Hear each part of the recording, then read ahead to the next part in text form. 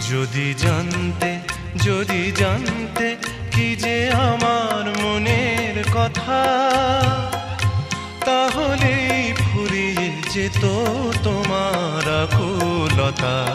যদি জানতে, যদি জানতে কি যে আমার মনের কথা, তাহলেই ফুরিয়ে যেত তোমার আকুলতা। যদি জানতে, যদি জানতে